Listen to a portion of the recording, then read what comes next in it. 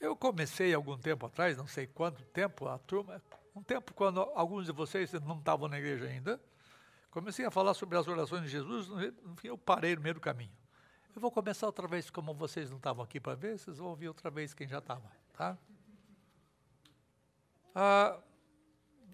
Dos estágios de humilhação de Cristo, a morte dele tem tido um papel preponderante e mais marcante do que outros, porque a morte de Jesus Cristo é o ápice da obra redentora naquilo que ele sofreu. Por causa da nossa redenção, ele se submeteu à morte.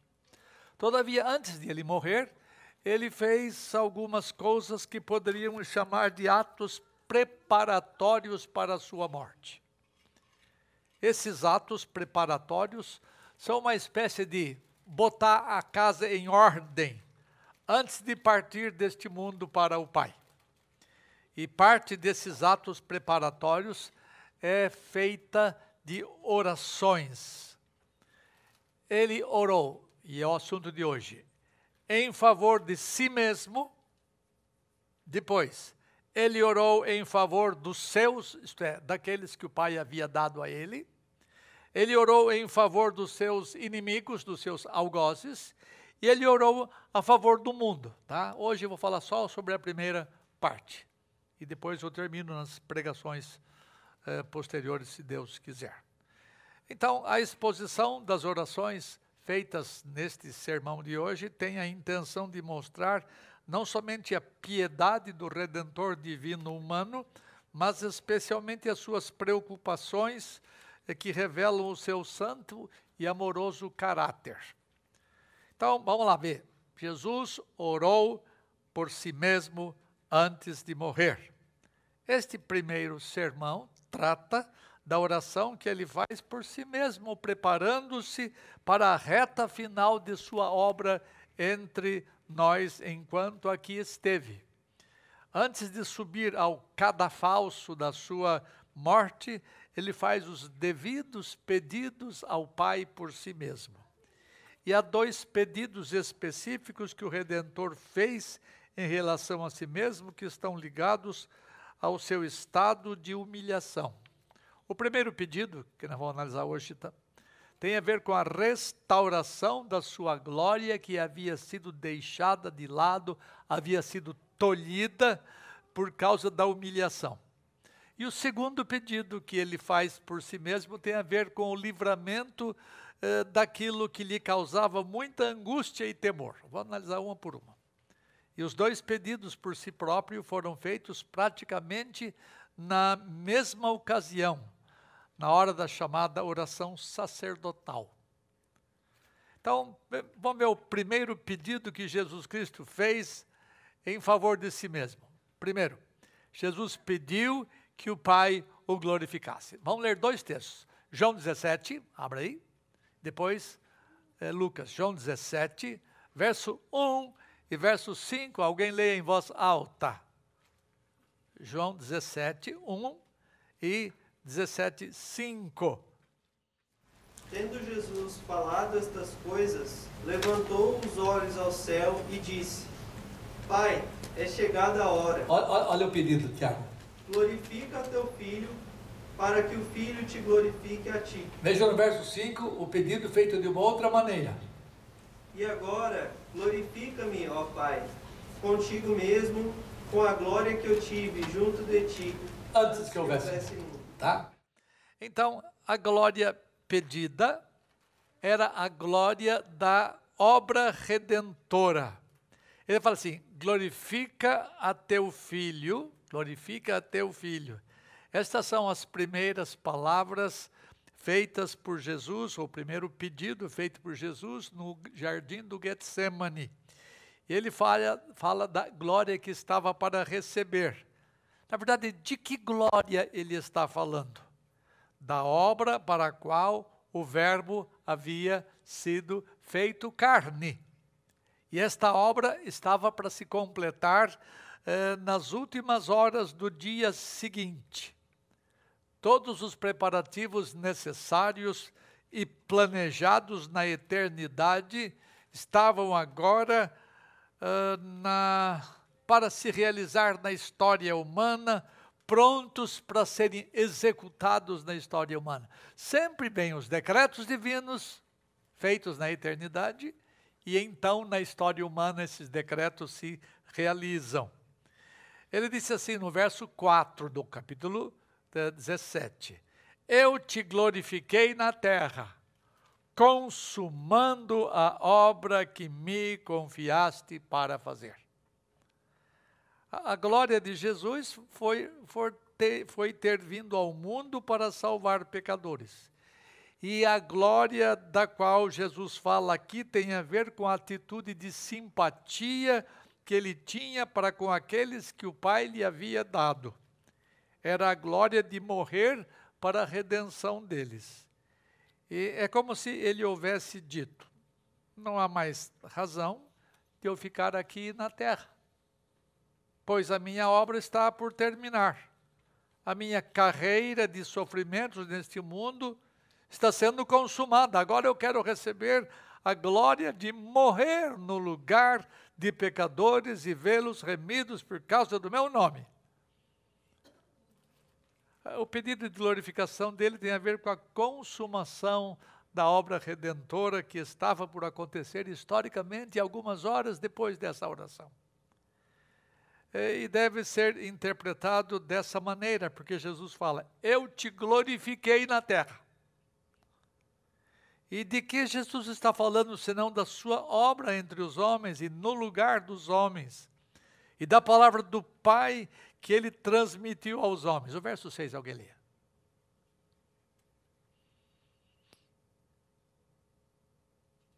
Verso 6. Manifestei o teu nome aos homens que me deste do mundo. Eram teus, tu nos confiaste, e eles têm guardado a tua palavra. Essa era a glória dele. Tá? Na verdade, no verso 1 ele diz, Pai, é chegada a hora. Lembra? No verso 1 ele fala, Pai, é chegada a hora. É como se ele tivesse dito, o momento mais crucial da redenção dos pecadores será feito agora. Não preciso mais que prolongues a minha vida nesta presente condição. Nessa hora em que eu estiver para morrer, dá-me a glória. E a glória de que ele fala está vinculada à sua morte, porque ele diz nessa mesma oração, que neles, isto é, naqueles que o Pai havia dado a ele, neles eu sou glorificado. Tá? Então a glória que Jesus Cristo pede é a glória de morrer por aqueles que o Pai havia entregue a ele. Segunda coisa, a glória pedida é para que ele também voltasse ao que ele possuía antes de encarnar-se. Leia o verso 5 outra vez. E agora glorifica-me, ó Pai, contigo mesmo, com a glória que eu tive junto de ti, antes que houvesse mundo. Essa glória, o Everton, essa glória mencionada no verso 5, parece ser diferente da glória mencionada no verso 1. A glória mencionada no verso 1 tem a ver com a obra que ele fez em favor de pecadores, não é? A glória do seu período terreno. Mas a glória do verso 5 é uma glória diferente da do verso 1.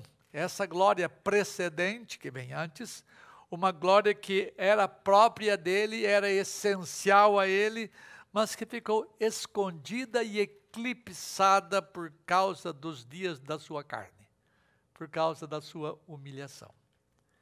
Essa é a glória essencial do Filho, é a glória que ele possuía antes de haver qualquer coisa existente, antes de haver universo. Ele fala, glorifica-me com a glória que eu tive junto de ti antes que houvesse mundo. É uma glória que não foi acrescentada a ele, era uma glória que pertencia a ele.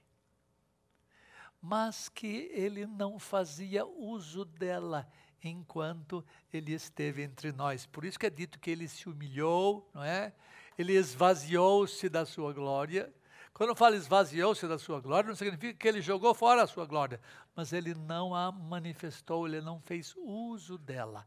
Agora ele fala, Pai, eu quero que me devolvas a glória que eu tive junto de ti antes que houvesse mundo. É um pedido muito significativo, porque é o pedido feito não pelo verbo, mas agora pelo verbo encarnado. Porque na encarnação ele deixou de usar essa glória, mas agora ele queria de volta. Essa glória foi vista precisamente pelos discípulos quando o verbo se encarnou. Lembra que os discípulos, João narra isto, e vimos a sua glória, glória como a do unigênito do Pai. Na verdade, a glória que os discípulos viram não era a glória do verbo ainda não encarnado. Já era a glória de alguém que estava encarnado. Perceba, há algumas coisas que nenhum dos homens contemplou até então, ou havia contemplado até então. Essa glória, Pai, que eu quero de volta para mim. Essa glória não foi manifesta plenamente entre os homens, porque ele estava no estado de humilhação. Os apóstolos viram nesgas da sua glória. Traços assim, bem leves da sua glória. Glória como a do unigênito do Pai. E ele queria essa glória de volta. Por isso que disse, Pai, glorifica-me com a glória que eu tive ao teu lado, junto, antes que houvesse mundo. Então, uma glória que ninguém pode tirar dele, pois lhe é essencial, mas não foi manifesta enquanto ele esteve aqui entre nós. E agora a obra redentora estava terminada. E ele pede que junto com a glória da redenção, ele tenha de volta a glória que ele tinha antes que houvesse mundo. Esse verso 5 aponta para a consciência que Jesus Cristo teve de sua existência como Deus, antes da fundação do mundo. Ele sabia que não havia começado a existir quando nasceu do ventre de Maria. Ele sabia que ele existia muito antes. Aliás, ele até escandalizou os seus discípulos quando disse, antes de Abraão existisse, eu sou. Ele tinha consciência da sua existência, não somente prévia à sua encarnação, mas prévia, ou seja, antes da fundação do mundo. Ele tinha essa consciência muito clara, não é? Mas essa glória hoje que ele pediu que ele tivesse de volta é vista por aqueles que já morreram e estão com Cristo Jesus. Aqueles nossos que se vão, aqueles nossos que morrem em Cristo Jesus, contemplam a glória que foi trazida de volta a Ele, os que estão no céu com Cristo. É verdade que essa glória, eu tenho que reconhecer isso, é verdade que a glória que meu pai, minha mãe, os de vocês que morreram em Cristo, o João, aquela glória que eles estão vendo lá, não é a glória que o verbo possuía, mas a glória restaurada que o verbo encarnado passou a ter, ou seja, a natureza humana de Jesus Cristo passa a ter a glória que a natureza divina tinha. Porque ele nunca será mais simples e somente o verbo. Para sempre e sempre ele será o verbo encarnado. Tá? Então os nossos queridos lá no céu veem o verbo encarnado, ou seja, o verbo com a sua natureza humana, que participa dessa glória que é inseparável dele. Agora, vamos passar para um outro texto. Abra a Bíblia, Lucas 22. E eu vou analisar este verso, este texto de Lucas 22. Deixo aberto o texto, que vamos dissecá-lo um pouquinho. Um segundo pedido está claramente exposto na narrativa de Lucas, no mesmo jardim, ou na mesma noite em que a chamada oração sacerdotal foi feita e está registrada em João 17. Capítulo 22, 41 a 44. Lucas 22, 41 a 44 diz assim. Ele, Jesus, por sua vez, se afastou cerca de uma distância de você atirar uma pedra. Ele afastou-se cerca de 1 tiro de pedra e de joelhos orava dizendo: Pai, se queres, passa de mim este cálice. Contudo, não se faça a minha vontade, sim a tua. Então lhe apareceu um anjo do céu que o confortava. E estando em agonia, orava mais intensamente. E aconteceu que o seu suor se tornou como gotas de sangue caindo sobre a terra. A hora da sua partida estava às portas, e especialmente nessa hora de grande tristeza, ele se dirige repetidamente ao seu pai e lhe faz uma das orações mais comoventes que a história humana tem notícia. Ou seja, ele orou para que o pai tirasse dele o cálice. Ele haveria de ser entregue nas mãos de pecadores para ser maltratado e zombado por eles, mas o sofrimento maior não vinha da mão dos homens, o sofrimento maior vinha da mão do pai dele, que o amassava como um trator passando por cima dele, porque ele era o representante de pecadores. E Deus fez a ira dele passar sobre o filho. Esse cálice era muito amargo e difícil de beber. Daí o temor que Jesus Cristo teve de enfrentar essa situação espiritual. E é o motivo da sua oração. Então vamos ver alguns pontos desse texto de Lucas 22, eu vou analisar um por um. Primeira coisa, Jesus orou com a postura correta. Olha o que o texto fala. Ele, por sua vez, se afastou cerca de 1 tiro de pedra e de joelhos orava. Postura correta. Ele teve a humildade que todos nós deveríamos ter.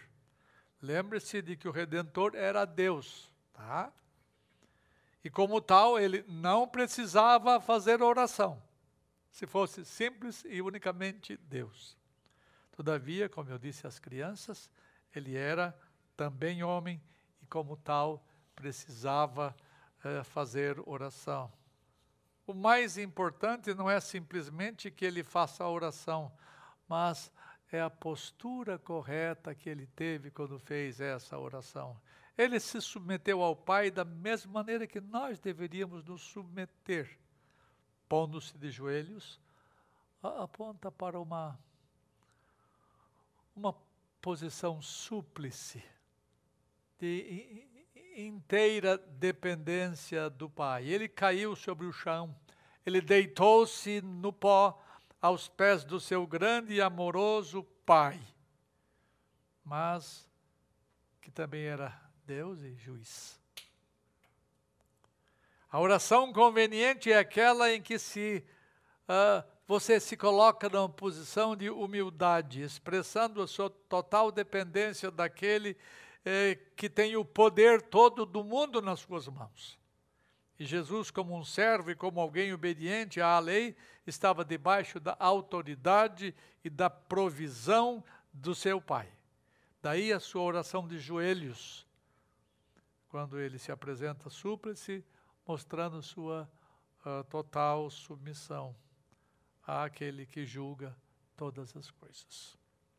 Segunda situação, ele não somente orou com a postura correta, mas ele orou de maneira solitária. Veja aí o que diz o texto. Ele, por sua vez, se afastou cerca de 1 tiro de pedra. Distância talvez um pouco maior daqui à parede do fundo. Jesus se apartou alguns metros dos seus discípulos para fazer aquela oração. No primeiro passo, ele deixou 8 dos seus discípulos na entrada do jardim do Getsemane e adentrou o jardim com 3 caras, com Pedro, Tiago e João. Logo depois, ele largou Pedro, Tiago e João e andou mais 1 tiro de pedra. E foi fazer a sua oração sozinho, porque ele não quis que os seus íntimos partilhassem da sua oração. Jesus já havia feito oração na presença deles, mas não esta. Essa oração dizia respeito a uma transação privada, particular, uma transação feita somente com o seu pai. E aquela hora de oração era absolutamente secreta, com um pedido secreto que só ele e o seu pai poderiam partilhar naquele momento. Somente ele, como sumo sacerdote, podia sozinho entrar no Santo dos Santos, para preparar-se para o acerto final de contas do representante dos pecadores com o juiz de toda a terra. E ninguém poderia ajudá-lo naquele momento, nem compartilhar da sua dor. Nenhum discípulo podia pegar e dar a mão a ele e falar: me dá um pouquinho disso para eu sofrer. Era só dele, de ninguém mais. E Jesus pediu aos seus discípulos que vigiassem com ele, lembra? Eu vou orar ali adiante, orai, vigiai por mim. Mas eles não deram conta da seriedade do pedido de Jesus Cristo, porque além de outras coisas, eles estavam cansados e acabaram dormindo na oração ao invés de vigiar. Eu já dormi várias vezes em oração, sem estar muito cansado.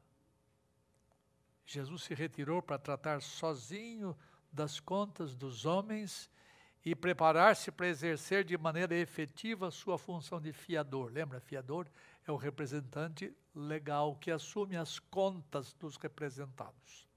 Para isso, ele tinha que estar sozinho na presença, não é do Pai propriamente, mas do juiz de toda a terra. Como um animal ferido que se embrenha no meio da mata para morrer sozinho, assim Jesus Cristo sozinho começou a trilhar a estrada que ia direto para o matadouro. Há um sentido quando vamos tratar de nossos pecados, que nós queremos fazer a oração a sós. Quando você quer confessar os seus pecados mais íntimos, mais secretos, você não faz essa oração junto da sua esposa. Você não faz essa oração junto dos seus filhos. Você tem que tratar deles só com Deus. Nós fazemos isto. Só que Jesus Cristo não foi tratar sozinho dos pecados dele, porque ele não os tinha. Ele foi tratar das contas nossas com o juiz de toda a terra. Ele estava tratando dos pecados, não os seus próprios, mas os pecados de todo o seu povo, e ele preferiu ficar solitário nessa tarefa intercessória. Terceira coisa, Jesus Cristo recebe o conforto de um anjo no meio da oração. Curiosamente, é só Lucas que faz esta observação. Então lhe apareceu um anjo do céu que o confortava. Isso lá na oração, enquanto ele estava no jardim. E esta informação dada por Lucas nos faz entender que as dores do Getsemane eram apenas o princípio das dores finais dele, que se dariam algumas horas depois no cadafalso, na cruz. No Calvário, Jesus Cristo foi abandonado completamente de Deus. Ali ele experimentou o Hades. Ali ele experimentou o inferno. Ele experimentou o peso da ira divina. Todavia, ali no jardim, ele não foi abandonado de todo. O Pai ainda mostrou uma certa compaixão por ele, dando um conforto temporário. E o instrumento do consolo foi um anjo que veio do céu. Certamente o anjo veio ministrar, não aos que haviam de herdar a vida eterna, então, mas ministrar àquele que produzia vida eterna. Não há dúvidas de que o anjo foi enviado pelo Pai. É uma nesgazinha de conforto, mas que logo desapareceu. Esta não foi a primeira vez que Jesus foi servido por anjos. Ele havia sido servido por anjos em outro lugar, quando ele se preparava no deserto, um anjo o conduziu ao deserto, etc, etc. Várias vezes aparece anjo trabalhando com Jesus Cristo. Assim como na preparação para o seu ministério, ele recebeu o serviço dos anjos da mesma forma, no encerramento do seu ministério, como preparação para a sua morte, ele recebeu o conforto de seres celestiais. Quarta verdade, Jesus Cristo orou de maneira intensa. O texto fala assim, estando em agonia. Estou analisando Lucas. Estando em agonia, orava mais intensamente. O ministério do anjo, em confortá-lo, dava-lhe forças para continuar na tarefa intercessória, levando-o a orar com mais intensidade. Não se esqueça, eu já disse isto para as crianças, que ele era também homem e precisava de fortalecimento para continuar a sua dura luta da oração. Lembra? A oração é uma labuta. Você não aguenta ficar muito tempo orando se você não tem o conforto e a fortaleza de alguém que o ajuda. A oração é uma labuta. E você tem que lutar contra as suas próprias fraquezas, suas próprias debilidades. E Cristo era um homem sujeito a debilidades não por causa dos seus pecados, mas por causa da sua finitude como homem, por causa da sua limitação como homem, ele precisou ser ajudado. Não confundamos a fraqueza dele com o pecado. A fraqueza tem nascedouro na limitação ou na finitude. E ele, naquele momento, para fazer aquela oração cheia de intensidade, precisava do apoio divino que se manifestou no aparecimento do socorro angélico. O texto fala assim, estando em agonia. O verbo agon é um verbo grego que significa estar em grande ansiedade e é uma grande luta, é um grande labor, é um grande trabalho. Agonizar significa trabalhar duramente, à custa de sangue. Isso aponta para o fato de Jesus ter que ser fortalecido para orar intensamente naquela hora de grande dor, que nenhum mortal é capaz de compreender. Só o Deus encarnado podia suportar tão grande agonia. E a intensidade tem a ver com a insistência e com o fervor da oração. Ele vai e volta algumas vezes do lugar de oração. Verifica que os seus discípulos estavam dormindo. Ele volta novamente ao lugar de oração. Persistentemente, intensamente. Quinto ponto. Jesus revela o seu estado de alma em sua oração. Mateus, curioso, diferentemente de Lucas, registra o seguinte. Ele registra o real estado de sua alma quando diz que Jesus, ao chegar no lugar de oração, aspas, começou a entristecer-se e a angustiar-se. Então Jesus confessa o seu estado de alma aos seus discípulos, dizendo, a minha alma está profundamente angustiada até a morte. Ele confessa isto. Ele reconhece a dureza do estado de alma pelo qual ele passava. E por isso que ele pede aos seus discípulos umas 3 vezes, ficai aqui e vigiai comigo. Ficai aqui e vigiai comigo. Marcos, outro evangelista, registra que diante do quadro que se descortinava diante de si, Jesus, aspas, sentiu-se tomado de pavor e de angústia. Isso é dito do seu Redentor, tomado de pavor e de angústia. A dor interior de nosso Redentor cresceu numa trajetória muito rápida. É verdade que desde que ele veio ao mundo foi um varão de dores. Mas a intensidade cada vez mais crescente do seu sofrimento interior é vista nestas narrativas dos evangelistas. Certamente, por causa da tristeza e angústia e pavor que Lucas menciona, há um fato tremendamente assustador. Escuta lá, nos versos 44 de Lucas 22. E aconteceu que o seu suor se tornou como gotas de sangue caindo sobre a terra. Senhora médica, se eu estiver errado, depois você puxa a minha orelha. O sofrimento de angústia era tanto que o seu corpo reagiu de uma forma incomum, embora perfeitamente cabível, possível. Por causa da extrema agonia de sua alma, do sofrimento atroz pelo qual passava, Jesus se tornou mais vermelho do que os seus próprios trajes devido ao suor que se mostrava vermelho como sangue. É curioso que um médico tenha feito essa observação. Suou como se fossem gotas de sangue. Um registro feito por um médico. Ele poderia perceber muito mais claramente o que tinha acontecido, mais do que os outros discípulos, por causa da sua formação. O comentarista bíblico William Hendrickson disse o seguinte, ele disse que esse fenômeno é chamado, não sei se você sabe disso, doutora, hematidroses. Hematidroses. Hendrickson disse, aspas, é preciso lembrar que a natureza humana de Cristo era impecável e, portanto, muito sensível.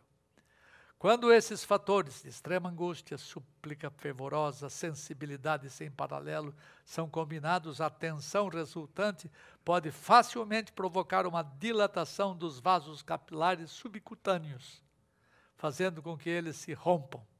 Quando isso acontece nas proximidades das glândulas sudoríparas, como quase sempre acontece, o sangue e o suor se misturam na transpiração. Isso pode acontecer em grande parte do corpo. E as grossas gotas de suor misturado com sangue, que tingem de vermelho as gotas de suor, estão escorregando pelo chão. Fecha aspas. Não podemos nos esquecer de que naqueles dias era inverno. Aspas. João registra que no seu evangelho, que os servos e os guardas estavam ali, tendo acendido um braseiro por causa do frio e aquentando-se. E Pedro estava no meio deles, esquentando-se também. Era inverno. Logo, eu tenho que lembrar que essa hematidroses não é comum.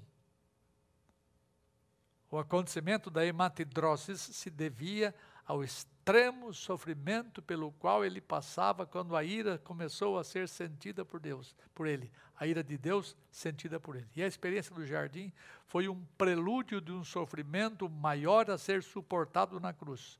O que não podemos é duvidar do relato das Escrituras, que diz que ele suava como gotas de sangue. O início do furor, da ira divina, começava a se manifestar naquelas horas do Getsemane. O profeta Naum fez uma observação. Quem pode suportar a sua indignação? Sua é de Deus. E quem subsistirá diante do furor da ira de Deus? Naum 1,6. Só Jesus Cristo foi capaz de suportar o peso da ira divina e, para isso, o seu corpo e alma sofreram profundamente ao ponto de o corpo reagir de uma forma incomum, fazendo com que o suor misturado com o sangue saía dos capilares, fizesse com que gotas de sangue caíssem sobre a terra. Só Jesus, ninguém mais. Mas um sexto ponto do texto revela claramente o conteúdo da sua oração. Ele fala assim, Pai, se queres, passa de mim este cálice. Há muita coisa misteriosa e muitas dificuldades envolvidas nestas palavras do Redentor. O texto fala, ou Jesus Cristo fala a respeito de um cálice. Eu não sei exatamente o que esse cálice significa. A palavra cálice está vinculado na Bíblia a coisas amargas, que frequentemente vêm sobre os homens. A Bíblia diz que no final dos tempos, taças de ouro cheios da cólera divina haveriam de ser derramadas. os homens ímpios experimentarão o cálice da ira divina, mas cada um vai pagar a sua própria pena, o seu próprio pecado. O cálice por causa da culpa pessoal. Mas Jesus Cristo prova o cálice da culpa de todos aqueles que o Pai entregou para Ele, e então Ele sua gotas de sangue. Esse cálice que Cristo menciona tem a ver com o derramamento da ira divina sobre o representante dos pecadores, e esse representante assume a dívida dos seus, recebendo a cólera divina sobre si. Ainda que nós não possamos entender plenamente o significado desse cálice, porque nós nunca haveríamos de beber esse cálice, podemos inferir sem margem de erro que o cálice mencionado por Jesus tem a ver com a porção de dores e sofrimentos que ele estava começando a sofrer. Nós beberíamos somente um pedacinho desse cálice, o da nossa própria culpa, mas nós não beberemos mais, porque ele bebeu o nosso cálice. E todos misturados, todos juntos, os cálices de todos nós, que devíamos beber, caíram sobre Jesus Cristo. No segundo ponto aqui, primeiro ele fala a respeito de um cálice. No segundo, ele levanta a possibilidade de escapar do cálice. Se possível, passa de mim este cálice. Nosso Redentor era homem, lembre bem. E como tal, como é natural a todos os seres humanos, ele queria escapar da dor. Sim? Você não pode negar isso. Querer escapar da dor não tem nada a ver com o pecado, mas sim com a nossa constituição física e espiritual, que é limitada. Ele já tinha se apercebido claramente como homem que era também, do tamanho do peso da ira que estava para vir sobre si, e da profundidade do tamanho do cálice que ele estava por beber. Além do castigo humano que os homens impunham injustamente sobre ele, mas não se compara o castigo dos homens com o castigo divino. Marcos registra que Jesus Cristo disse, e orava para que, se possível, fosse poupada aquela hora. Fosse poupado daquela hora. Está lá em Marcos 14:35. Era muito pesado para um inocente levar a culpa, a carga de todos nós. Como filho de Deus, que conhecia todos os planos divinos desde a eternidade e sabia que todas as coisas estavam acontecendo, haviam sido determinadas antecipadamente. É porque ele participou do conselho trinitário que definiu todas as coisas que haveriam de acontecer na história humana. Como poderia ele ignorar o que estava por acontecer? Não sabia ele que haveria de beber esse cálice? Não sabia ele do peso da ira que havia de enfrentar? Sim! Mas ele era homem, não se esqueçam. Ele tentou escapar. Ele falou, Pai, se possível. Mas ele sabia que não era possível. Por isso que ele disse, seja feita a tua vontade. E entregou-se à morte. Afinal de contas, ele tinha vindo ao mundo exatamente para beber do cálice. Você não pode se esquecer de que o nosso Redentor possuía as duas naturezas, lembra? Ao mesmo tempo, homem e Deus. Ele tinha plena consciência das coisas como Deus, mas não tinha consciência plena de tudo como homem. É difícil entender isso. Ele tinha duas mentes, tinha dois tipos de afeições, tem dois tipos de volições. Por isso, ao mesmo tempo em que ele disse, Pai, se possível, passa de mim esse cálice, ele está falando com um homem que era. Ele também disse, como Deus que era, manda a brasa. Esse é um vocabulário antigo, né, que vocês não usam mais. Senta a pua, Senhor. Eu vim aqui para isto. E ele recebeu o cálice da ira divina. Ele, sendo humano, aceitou passar por aquilo. E Jesus colocou o seu pedido de uma forma condicional. Ele falou assim, se possível. Ele não disse, Pai, passa de mim esse cálice. Ele condicionou sua oração à vontade soberana do seu Pai. Sétima coisa, Jesus aceita a vontade divina da negativa da resposta ao seu pedido. Olha só, Pai, se queres, passa de mim este cálice, contudo, não se faça a minha vontade e sim a tua. Minha vontade significa a vontade da minha humanidade. Tua vontade significa a vontade divina. Repetindo essa ênfase dada anteriormente, temos de enfatizar as duas naturezas do Redentor e as suas consequentes duas vontades. Porque a faculdade da vontade pertence à natureza de uma pessoa e não à pessoa em si mesma. Como ele era uma só pessoa, a segunda pessoa da Trindade, mas ele tinha duas naturezas, ele tinha duas maneiras de pensar, duas maneiras de sentir, duas maneiras de querer. E ele submeteu-se à vontade do seu Pai. E ele sabia que a resposta seria negativa. Bom seria para o nosso Redentor se o Pai atendesse à oração dele. Pai, passa de mim este cálice. Seria bom demais para ele, mas seria horrível para nós. O que aconteceria conosco, Sunamita? Se ele tivesse a oração respondida positivamente, nós teríamos que pagar. Nós teríamos que sofrer a ira divina. Graças ao Pai, ele não respondeu à oração do Filho. E esta foi a única oração que o Pai não respondeu do Filho. Pai, se possível, passa de mim este cálice. E o pai dele disse, não. Ele sabia disso. Mas ele era homem, ele tentou escapar da dor, mas sabia que isto não era possível. Mas ele fez o que todos nós devíamos fazer numa hora de grande angústia. Ele orou ao Senhor. Ele pediu ao seu Pai, humildemente, com a posição correta, humildemente, tudo ele fez.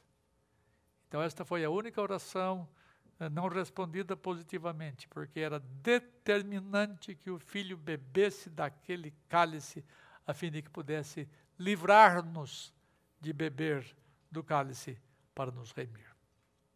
3 palavras finais. Primeira, aprenda a orar por si mesmo nas horas de angústia. Você não pode ficar sem orar. Você não pode ficar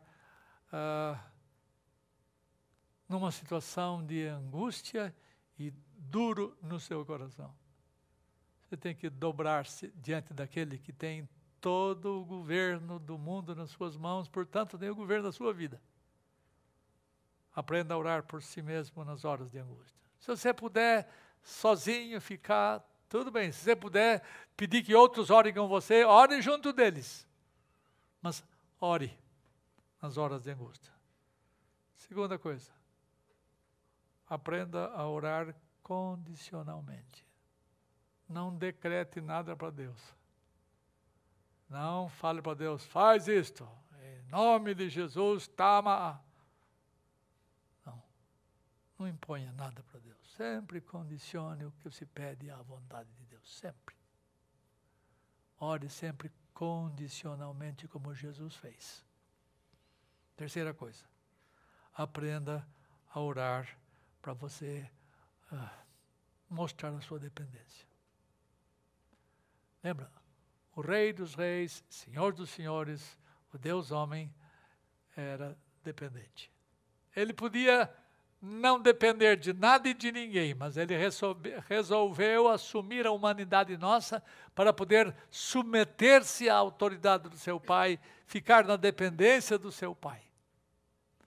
Ora, nós que somos só seres humanos e nada mais que seres humanos, nós temos o dever de mostrar a nossa dependência em oração. E você já experimentou que Deus às vezes diz sim a nós, e às vezes Deus diz não. Pensa nas enfermidades da sua família.